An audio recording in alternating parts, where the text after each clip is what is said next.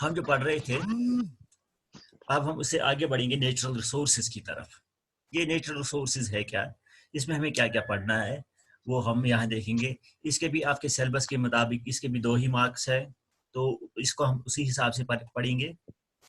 ज़्यादा डिटेल में जाने की ज़रूरत भी नहीं है, लेकिन जो मेन टॉपिक्स है वो हम पढ़ेंगे इसमें, ठीक है।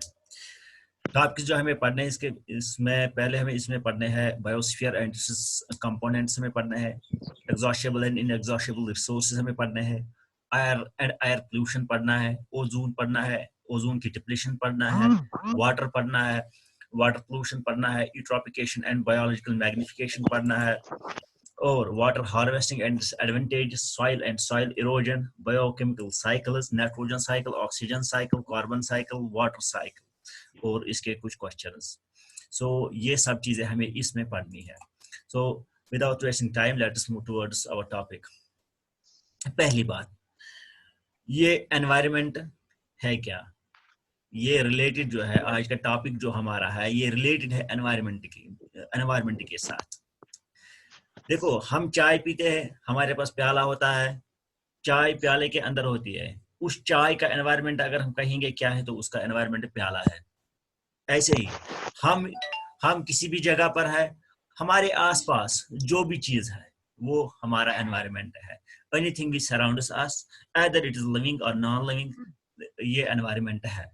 ओके, इसमें से कुछ चीजें जो सपोर्ट करती है लाइफ को, कैसे हमें शेल्टर प्रोवाइड करती है, फूड करती है, वाटर, एयर एटसेट्रा। तो ये सब चीजें हमारे सर्वाइवल के लिए, हमारे जिंदा रहने के लिए जरूरी है। जो भी एनवायरनमेंट जो भी हमारे आसपास है, इनमें से कुछ चीजें ऐसी है जो हमें दिखाई देती है, कुछ चीजें ऐसी भी है जो हमें दिखाई नहीं देती है। उसके बाद जो मेन चीज हमें पढ़नी है वो है बायोस्फीयर। बायोस्फीयर है क्या? देखो, बायोस्फीयर वो पार्ट है जमीन का जिसको हम क्रस्ट कहते हैं, और ये जो क्रस्ट है एटमॉस्फेयर में, अगर हम इसकी बात करेंगे जिसमें हम रहते हैं, it is basically divided into 3 layers. 3 layers में इसको डिवाइड किया गया है। नंबर फर्स्ट एटमॉस्फेयर है, नंबर सेकंड हाइड्रोस्फीयर है, number third is lithosphere.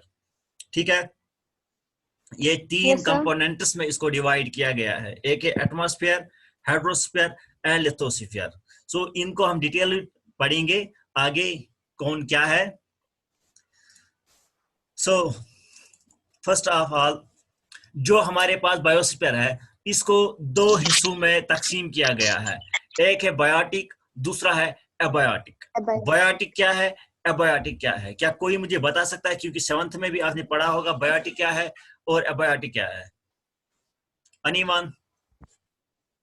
Biotic are living.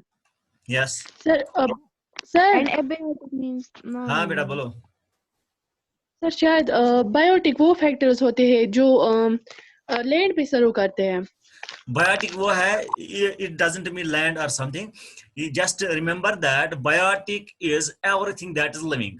जो भी लिविंग है Yes, sir. वो बायोटिक आता है। ओके, देखिए Yes, sir. आप देखो बायोटिक फैक्टर्स क्या है। Biotic factors include all living forms. जो भी लिविंग फॉर्म्स है हमारे आसपास, इसमें हमारे एनवायरनमेंट में, उनको हम कहेंगे कि दे आर बायोटिक फैक्टर्स। इनमें क्या क्या आता है, इस बायोटिक फैक्टर्स में क्या क्या आता है? पेड़ है, जानवर है वगैरह, ये सब चीजें इसमें जो भी आती है वो बायोटिक फैक्टर्स है। ये जो दोनों है, चाहे बायोटिक हो चाहे एबायोटिक हो, ये जो दोनों फैक्टर्स है, इन दोनों पर हम डिपेंडेंट है। अब हम कहेंगे कैसे। मान के चलो कि बायोटिक फैक्टर जो है इन पर और एबायोटिक फैक्टर्स पर, पहले हम इसको थोड़ा पढ़ेंगे। एबायोटिक फैक्टर्स है नॉन लिविंग।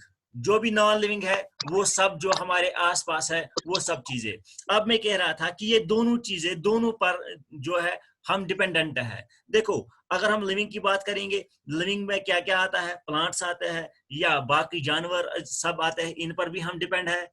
और इसके बावजूद अगर हम इसको छोड़ के हम देखेंगे एबायोटिक की बात करेंगे, उस पर एयर है, वाटर है, सॉइल है, ये सब चीजें जो भी है इन पर हम डिपेंडेंट है, क्योंकि एयर के बगैर, without air we can not survive. Okay, so these are the other important things. Now we are having, जो भी हमारे पास नेचुरल रिसोर्सेज है, they are of two types, दो टाइप्स है नेचुरल रिसोर्सेज के, एक है एग्जॉस्टेबल, दूसरा है इनएग्जॉस्टेबल। ये है क्या? देखो, exhaustible as the name indicates, exhaust means what? जो खत्म हो, खत्म हो चुका है। यस, जो खत्म हो जाएंगे, ठीक है। Yes sir. हाँ, जो खत्म होने वाले हैं उनको हम एग्जॉस्टेबल कहेंगे। देखो ये क्या है, एग्जॉस्ट मींस क्या है? हमारे पास कोल है ना, इसको Yes, बनने sir. में टाइम लगता है, इसको बहुत साल लगते हैं तब कोल बन जाता है, लेकिन जब हम इसका कंटिन्यूअसली यूज करेंगे तो क्या होता है, एक दिन आएगा ये खत्म हो जाएगा। हमारे पास, खत्म हो जाएगा। यस, हमारे पास गैस है, इसको हम यूज करेंगे, एक दिन आएगा ये खत्म हो जाएगा। इट मीन्स ये एग्जॉस्टेबल है, ये एग्जॉस्ट हो जाएगा। दूसरा है इनएग्जॉस्टेबल। देखो ये क्या है, हमारे पास फायर है, जितना भी इस्तेमाल करेंगे कोई फर्क नहीं पड़ेगा।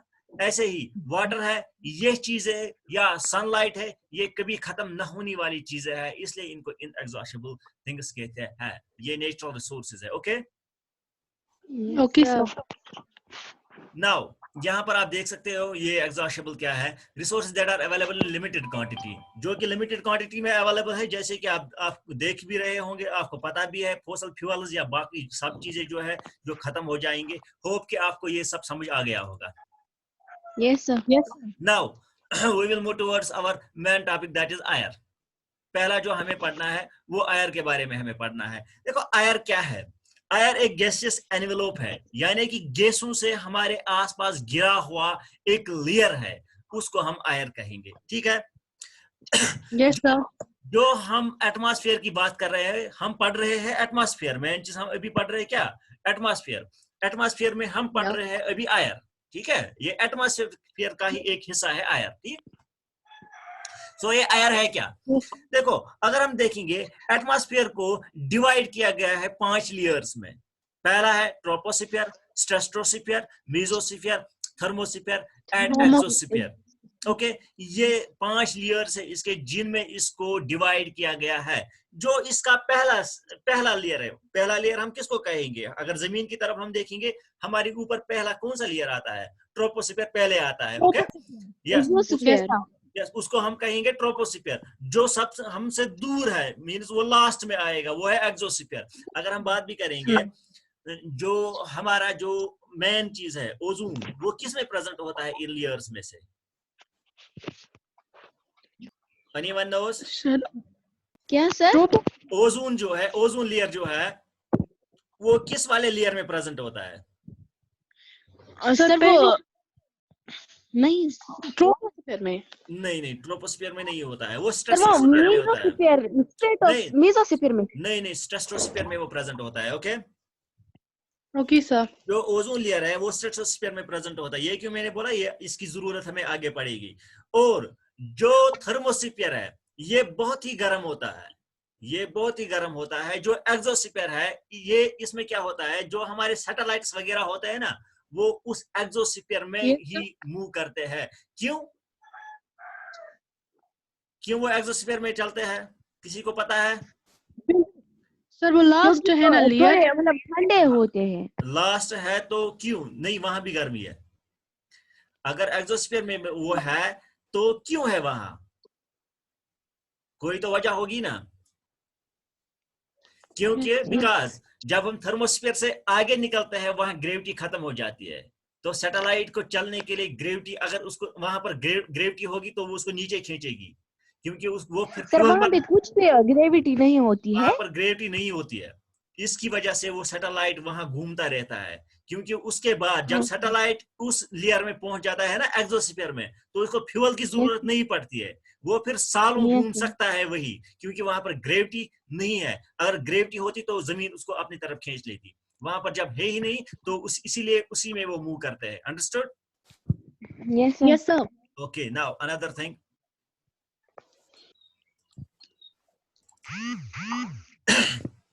now another we are having a main thing, that is troposphere. Okay, इसका पहला हिस्सा जो है, जो ट्रोपोस्फीयर, इसके बारे में हमें पढ़ना। lowest region of the atmosphere which contains air, it extends from 8 to 20 kilometers. Mostly all climatic events like thunderstorm etc occur in this region only. देखो सबसे छोटा वाला, सबसे लोअर रीजन है ना एटमॉस्फेयर का, एयर इसी में प्रेजेंट है, एयर इसी में प्रेजेंट है, और इसकी जो लेंथ है, कहां तक हम कहेंगे स्ट्रेटोस्फीयर हमें मिल सकता है, जब हम जमीन से 8 से 20 किलोमीटर ऊपर तक जाएंगे, इट मीन्स वहां तक ये ट्रोपोस्फीयर होगा, उसके बाद ट्रोपोस्फीयर नहीं होगा। Okay okay sir. Yes sir.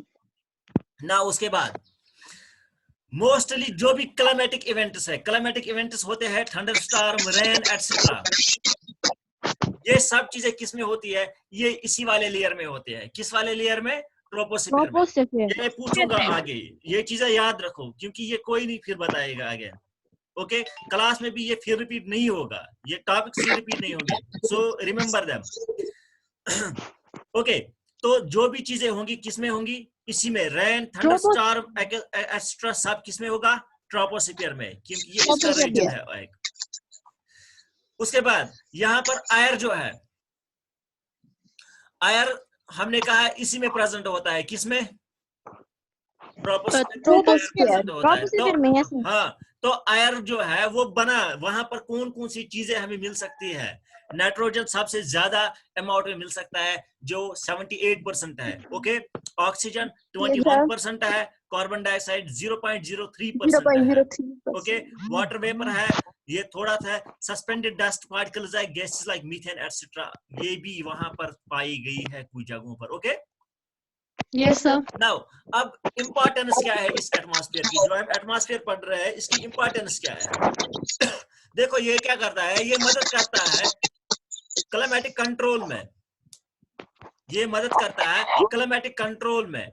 Atmosphere helps in keeping the temperature steady in at night and during the day. क्या कोई मुझे बता सकता है दिन और रात में एटमॉस्फेयर कैसे टेम्परेचर को बैलेंस करता है? Anyone knows about it? Anything? 7th में पढ़ा होगा आपने, maybe you have sir read it. Rotation से। Yes? रोटेशन से। हाँ रोटेशन है, लेकिन वजह क्या है? वहां आपने कुछ तो पढ़ा होगा ना, रोटेशन में वजह है, लेकिन कैसे, हाउ? चलो आगे समझोगे ना। उसके बाद देखो इसकी वजह से ये ठंडा होता है, land breeze and sea breeze, 7th में पढ़ा होगा आपने। ये जो चीजें हैं इनकी वजह से लैंड जो है वो बैलेंस्ड रहती है। जब ठंडी होती है, कभी ठंडी होती है कभी गर्म होती है, न ज्यादा हीट अप होती है न ज्यादा ठंडी होती है, और बैलेंस हो जाती है। किस तरह? देखो लैंड ब्रीज क्या करती है, जब डे का टाइम होता है लैंड जो है वो गर्म जल्दी हो जाती है ना, आपको पता ही होगा, वो जल्दी गर्म हो जाती है। और जो इसमें एयर होता है, जब भी कोई चीज गर्म होती है तो एयर जो होता है वो हल्का हो जाता है, लोत गसान, ठीक है। और युस समंदर आसान छ, समंदर में दोहस लगान टाइम अथ हीट अप गसनस, पत क्या छ गसान काम, तम सातन छ गसान मूवमेंट ऑफ विंड, युस लोत छना आसान लोत चीज सु छ पकान हेर कुनत, युत गरम छ आस, युस गोब छ आसान सु छ पकान बोन कुनत, तो एम साइडन क्या छ गसान काम, एम साइडन छ गसान मूवमेंट, यम सातन ये movement go from land to sea, अथ वन लैंड ब्रीज, ठीक छा। इथे कना छ ब्याख अख यथ वनान छ सी ब्रीज, अथ मजन क्या छ गसान, सी ब्रीज छ गसान नाइटस, हुज गसान दोहस, इज गसान नाइटस। नाइटस मज क्या छ गसान, युस वाटर छ आसान इश करान हीट करान जल्दी लॉस, शामस करान हीट जल्दी लॉस। अगर दोस आप गर्म आस ना, शामस अगर वुचो तो इस ठंडा आसान, क्या इस करान हीट लॉस। युस ये गर्मी छ आसान, यह छ गसान तम सातन यह हीट गसान मूव, ये आयर छ मूव गसान, यम सतन क्या छ गसान, एटमॉस्फेयर छ रोजान ठंडे एम सतन। ओके बे दिस छ गसान इम दयो प्रोसेसो स छ गसान बैलेंस, कंप्लीट बैलेंस एटमॉस्फेयरस में। क्लियर? यस नाउ एयर की, एटमॉस्फेयर की बात कर रहे हैं तो एटमॉस्फेयर में एयर पोल्यूशन होते हैं। तो पहली चीज एयर पोल्यूशन है क्या? Any undesirable change in the physical, chemical और biological aspect of air. Physically, biologically या केमिकली कोई भी प्रॉब्लम एयर में हो, कोई भी कंटामिनेशन एयर में हो, तो उसको हम क्या कहेंगे? उसको हम कहेंगे ये एयर पोल्यूशन है। किसी भी तरह से अगर कोई भी प्रॉब्लम एयर में हो, we say that it is, नहीं आ रही। सानिया ऑफ करो अपनी माइक। किसी की माइक की प्रॉब्लम है। ओके, सो ये जो कंटमनेशन है, ये जो प्रॉब्लम है एयर में, उस चीज को हम कहेंगे कि ये क्या है, air pollution. Got air it? Pollution. हाँ। Yes sir. अब ये एयर पोल्यूशन होता क्या है, इसकी कॉजेज क्या है? देखो कैसे होता है, नेचुरली कैसे होता है। फॉरेस्ट फायर होता है, पहली बात, फॉरेस्टों को आग लग जाती है, धुआं निकलता है, या डस्ट स्टॉर्म्स आते हैं, वहां से भी प्रॉब्लम हो सकती है। या मैन जो है ये भी बहुत सारे काम करता है, जैसे कोल बनाता है सर्दियों में, या बाकी चीजें जलाता है, तो उससे भी होता है। Burning of fossil yes sir. Fuels, है ना, या industry. Gases emission, industry, vehicles extra, तो ये सब चीजें कॉज करती है, ये मेन कॉज है एयर पोल्यूशन की। Got it? Yes sir. Now उसके बाद वही एयर पोल्यूशन में ही हमें क्या है, वहां पर जो हम अभी बात कर रहे थे, ये वाला लेयर जो है, यहाँ पर ये लेयर दिखाई दे रहा है, ओजोन। इसमें प्रेजेंट यस सर। होता है ओजोन, स्ट्रेटोस्फीयर में प्रेजेंट होता है देखो यहाँ पर आप देखोगे, ये वाला लेयर जो है, इसका जो कलर है, ये यहाँ पर आप थोड़ा सा आपको दिखाई देगा कि यहाँ पर जो एरोप्लेन है वो फ्लाई कर रहा है, वो ट्रोपोस्फीयर में कर रहा है। जो स्ट्रेटोस्फीयर है वहां पर क्या है, ओजोन लेयर। वहां पर ओजोन लेयर है। अब ये ओजोन है क्या, किसी को पता है ओजोन क्या है? देखो ओजोन क्या है, जो प्रोटेक्ट करता है सर वो जो रे। सनलाइट। देखो ओजोन एक लेयर है जो प्रोटेक्ट करता है हार्म। सन से आने वाली हार्मफुल रेज से हमें। जो यस सन सर। है, सूरज है, वहां से जो भी harmful rays like UV rays आते हैं, उनसे ये प्रोटेक्ट करता है। अब ये ओजोन है, ये क्या है, देखो ये क्या है, मैंने कल भी आपको बोला था, ozone is made of what, 3 oxygen. जब ऑक्सीजन के साथ एक और ऑक्सीजन मिल जाता है, कंबाइन हो जाता है, तो ये क्या बन जाता है, ओजोन। ओजोन। O3 O3, मतलब उस O3 को हम क्या कहते हैं, ओजोन। ओजोन। समझ आ गया? अब यस सर। ये ओजोन जो है, ये कैसे खत्म हो जाता है, डिप्लीट कैसे हो जाता है, देखो ये कैसे हो जाता है डिप्लीट, हम आगे यहां पढ़ेंगे ये। देखो फॉर्मेशन तो आपको समझ आ गया, आप कैसे बन जाता है। ओज जब कंबाइन हो जाता है तो क्या बन जाता है, O3 बन जाता है। ऑक्सीजन तो ऑलरेडी प्रेजेंट है एटमॉस्फेयर में, उसका क्या फॉर्मूला है, O2।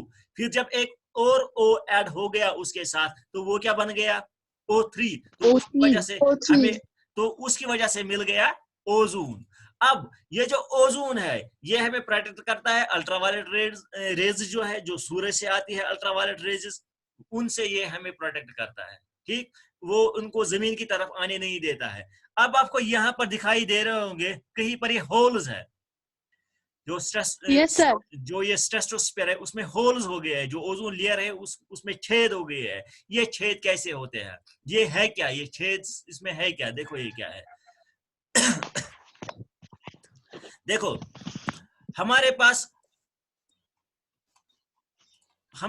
O3 था, क्योंकि ये ओजोन बन चुका है, क्या बन चुका है, ओजोन O3। लेकिन ये बना किससे है, O2 प्लस O। हाँ, वही जब इस पर फिर से यूवी रेज पड़ती है, ये इसको ब्रेक करता है, इस O3 को ये ब्रेक करता है। किस में ब्रेक करता है, ये इसको करता है ब्रेक ऑक्सीजन में, और करता है O में ब्रेक। जब ये O और ऑक्सीजन में ब्रेक हो गया, इट मींस ऑक्सीजन निकल गया, O निकल गया, ओजोन लेयर खत्म हो गया।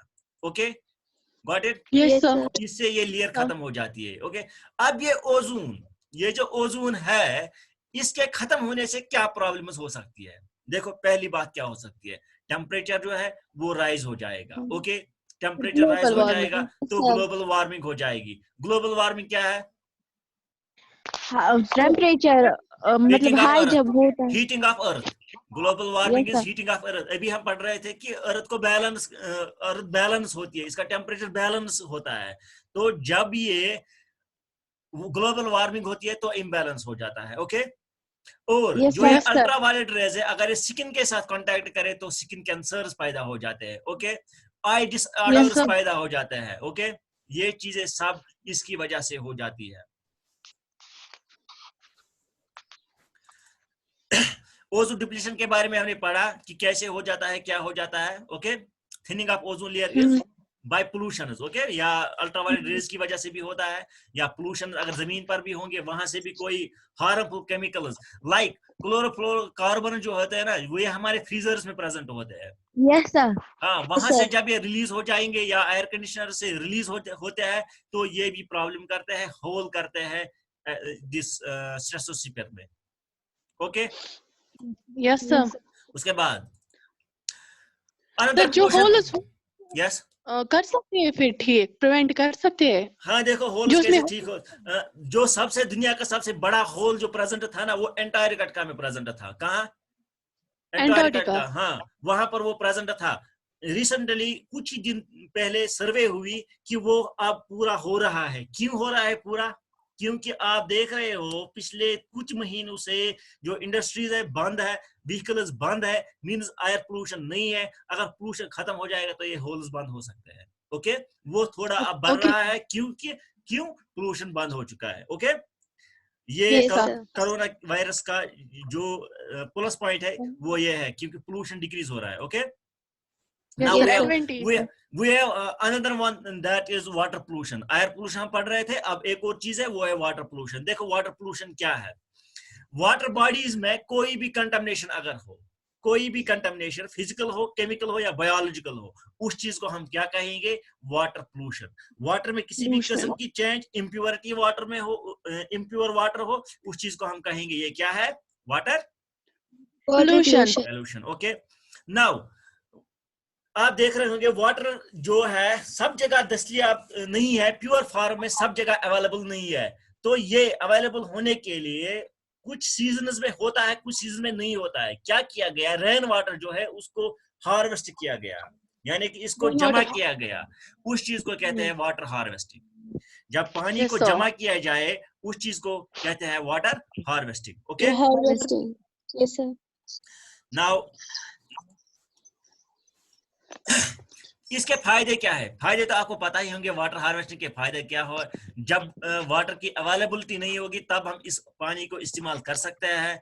इससे हम जो फ्लड्स है उनसे बच सकते हैं. कैसे बच सकते हैं? क्योंकि जब हम कुछ वो पानी को स्टोर करेंगे तो रन ऑफ वाटर रुक जाएगा, या जो ग्राउंड वाटर होता है वो रेगुलरली रिचार्ज हो जाएगा. कैसे? देखो, जब ये पानी कहीं पर भी जमा होगा तो आप देखोगे कि जो आपके आसपास के कुएं वगैरह होंगे उनमें नए से पानी निकलना शुरू हो जाएगा. क्लियर? Yes sir. ये है खाद्यान्न सिस्टम है. खाद्यान्न सिस्टम भी एक इसी तरह का रेन वाटर सिस्टम बनाया गया था राजस्थान लोगों ने, ताकि वहां पर जो आपको पता होगा वहां पर पानी की बहुत कमी होती है, तो उन्होंने रेन वाटर को जमा किया. ऐसे इस जगह पर देखो पहाड़ों से पानी आया, जमा हो गया कहाँ? कहीं पिथस में जमा हो गया, तो उसको फिर उन्होंने इस्तेमाल किया. ये खाद्यान्न सिस्टम था. ओके, नाउ एडवांटेजेस क्या है? वाटरशेड मैनेजमेंट के क्या एडवांटेजेस है? हम क्या कर सकते हैं? ट्रीज ग्रो कर सकते हैं ज्यादा से ज्यादा. ठीक है, जब ट्रीज ज्यादा से ज्यादा ग्रो हो जाएंगे सॉइल पोल्यूशन खत्म हो जाएगा. ठीक है, यस तो सर. ये चीजें इसके एडवांटेजेस है. फ्लड्स कम हो जाएंगे, इंक्रीज डाउनस्ट्रीम डैम रिसोर्स. यही ये बात है कि डैम जो जब बनाते हैं तो उनके वो खिसक जाते हैं, वो खिसकना उनका भी बंद हो सकता है इसकी वजह से. मींस कि सॉइल इरोजन वहां पर भी खत्म हो जाएगा. ठीक है, क्योंकि जड़ का काम ही होता है सॉइल इरोजन खत्म करना. वाटर पोल्यूशन जिसके बारे में हमने अभी भी बोला कि ये क्या है? जो भी वेस्ट आप यहाँ पर देख रहे हो वाटर बॉडीज में, जब भी ये इस किस्म का जमा हो जाएगा तो इस चीज को हम कहेंगे ये वाटर पोल्यूटेड है. ओके, इसके सोर्सेज जो है, वाटर पोल्यूशन के सोर्सेज जो है, सीवेज पता है क्या होता है? Run off water from the kitchen, it is sewage. Okay, kitchen में सो आब नेरा खराब आब तथ वनान sewage. What is second one is industrial wastes. Industrial मज यम सात आब इस्तेमाल गसान पे तत बाकी आब नेबर कर तत नो आब अन्न तम जाए. सो आब सह इंडस्ट्रियल वेस्ट. क्लियर? ब्याख चीज जिस आबस खराब करान सम गई सान साबन तो डिटर्जेंट्स यम आबस रलान. चोरिम चीज जिस पेट्रोलियम तो ऑयल कंटेनर मज अन्न समंदर थ्रू. समंदर मज कुछ सात लीकेज गसान, तम सत वाटर गसान खराब. ठीक? Yes sir. Now another thing harmful effects इसके क्या क्या है वाटर पोल्यूशन के? देखो, वाटर पोल्यूशन हो जाएगा तो बहुत सारी डिजीजेस पैदा होंगी, like it causes human disease, like typhoid होता है, कॉलरा होता है, जॉन्डिस होता है, एटसेट्रा, जब वाटर पोल्यूट हो जाएगा। It's led to ecological imbalance. It leads to ecological imbalance. देखो ecological imbalance कैसे हो जाता है? जो भी वाटर इसको पिएंगे, जो भी जानवर या कोई भी इस पानी को पिएंगे, उनमें बीमारियां पैदा होगी, वो बीमारियां आगे बढ़ जाएंगी बाकी इंसानों वगैरह में। Okay, Yes, sir.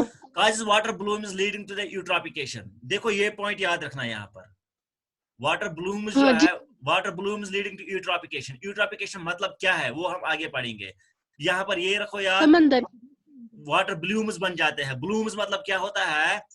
अलगा जो है, अलगा हमने पढ़ा था लास्ट टाइम, वहां पर मैंने आपको स्ट्रक्चर दिखाया था, वो लंबे लंबे ये कवर्स बनाते थे, ब्लूम्स बनाते थे, उनको उसी को ब्लूम्स कहते हैं। इसमें फिर हाँ, वो फिशेस होती है ना, उनको ऑक्सीजन की कमी हो जाती है, फिर वही हम पढ़ेंगे ना आगे, ठीक है? वही मसला है eutrophication. It leads to change in temperature, temperature जो है उसमें चेंज हो जाती है। It leads to biological magnification. Biological magnification क्या है ये भी हम आगे पढ़ेंगे।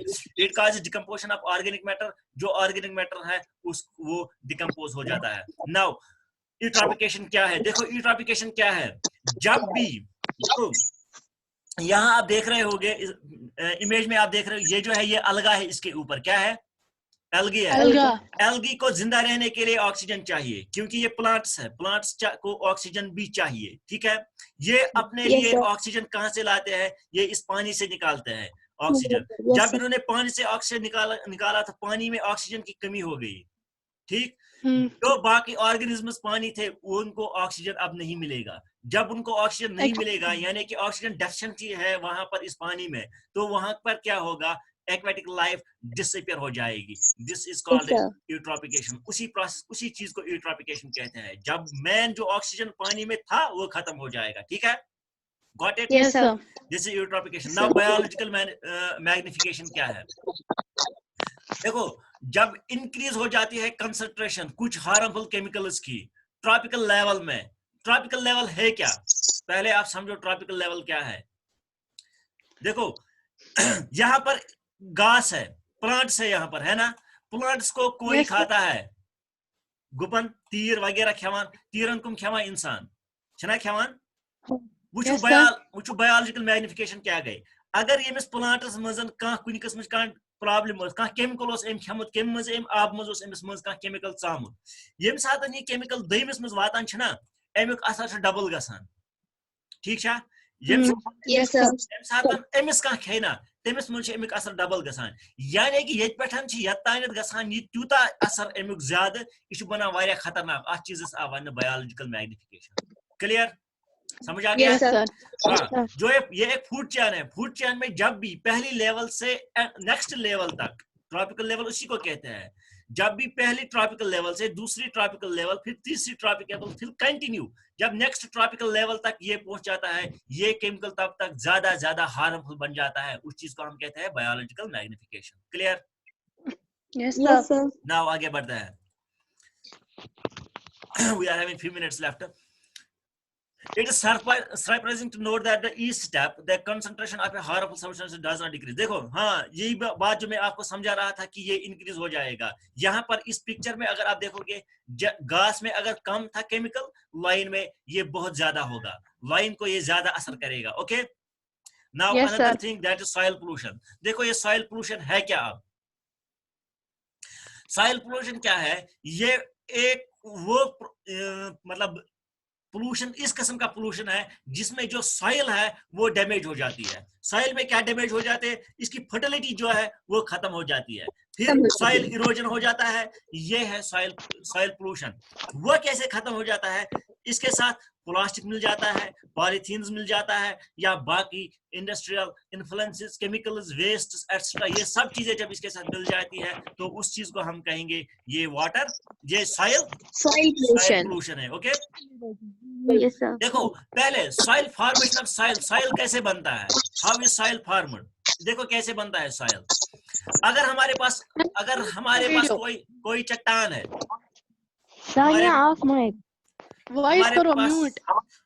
हमारे पास एक चट्टान है, इस पहाड़ छना, जम सात अत पहाड़स पे आब पेवान ये हेको तुम वुचित यह आब वसान दमी लेवल मज बोन पान पे वसान इथे कन बोन यह पहाड़स ब्रेक करान यम सात पहाड़ ब्रेक गो तथ process one weathering weathering of rocks यानी कि यम सात रॉक्सन लकट लकट पींद गए पे यह बनान अच बनान पे सॉइल लकट लकट यह हवा सत या विंड सत बाकी चीजों सत मूव यम सत जमीन बनान